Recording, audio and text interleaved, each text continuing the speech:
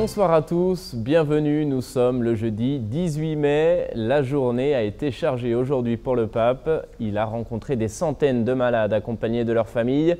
Ce sont des personnes touchées par la maladie d'Huntington. C'est donc à partir de cette maladie que le pape a développé sa réflexion. On écoute un résumé de cette rencontre. Près de 1700 malades, familles et responsables étaient réunis en salle Paul VI au Vatican ce jeudi matin. Au début de son discours, le pape a d'abord salué tous ceux qui portent dans leur corps ou dans leur vie les signes de la maladie ou qui souffrent aussi de pathologies rares. Le Saint-Père a appelé à ne plus mettre à l'écart ou cacher ceux qui souffrent de cette grave affection. Ainsi, le pape a loué et encouragé la ténacité et la dévotion des familles, des médecins, des bénévoles qui soutiennent les malades dans leur vie, qui avec abnégation et constance se font leurs compagnons de voyage. La famille, c'est le lieu de dignité et de solidarité et les personnels médicaux sont les serviteurs précieux qui donnent de l'espérance. Mais le pape déplore que la peur et les difficultés liées à la maladie mettent à l'écart les malades et leurs familles, les marginalisent et créent des barrières. Souvent, ils vivent le drame de la honte, de l'isolement et de l'abandon. Souvent, à la maladie s'ajoute la pauvreté, les séparations forcées, une sensation de perte et de défiance. La maladie n'annihile pas la dignité humaine, la fragilité n'est pas un mal et la maladie ne doit pas nous faire oublier notre valeur toujours inestimable aux yeux de Dieu.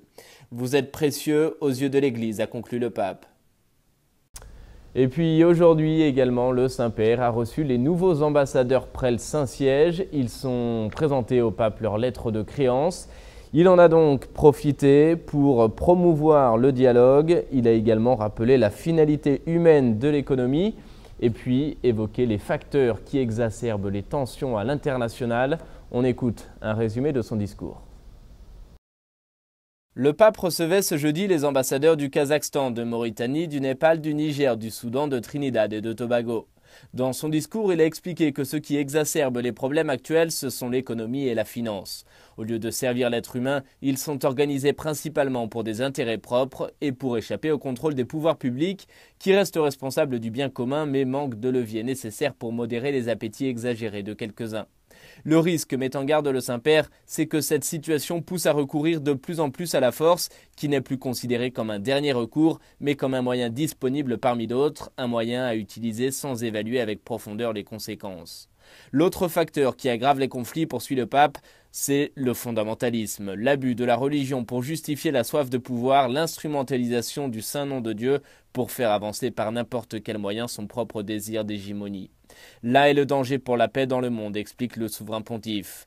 Pour répondre à ces dangers pour la paix, le pape invite donc à construire une économie et une finance responsables face au sort de l'être humain et des communautés dans lesquelles il est intégré. Car la finalité de l'économie, c'est bien l'homme et non l'argent, insiste le pape.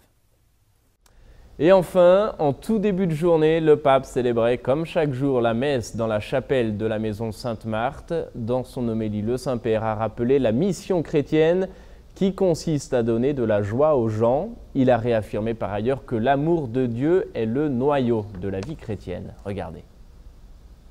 Lors de la messe ce jeudi, le pape s'est arrêté sur l'amour de Jésus, un amour sans mesure. Cet amour, a-t-il expliqué dans son homélie, c'est l'inverse de l'amour mondain qui recherche le pouvoir et la vanité. Le Seigneur, a-t-il ensuite affirmé, nous demande de rester dans son amour parce que c'est l'amour du Père et il nous invite à observer ses commandements. Certes, a dit le pape, les 10 commandements sont la base, le fondement, mais nous avons besoin de suivre toutes les choses que Jésus nous a enseignées, ces commandements de la vie quotidienne qui représentent un mode de vie chrétien.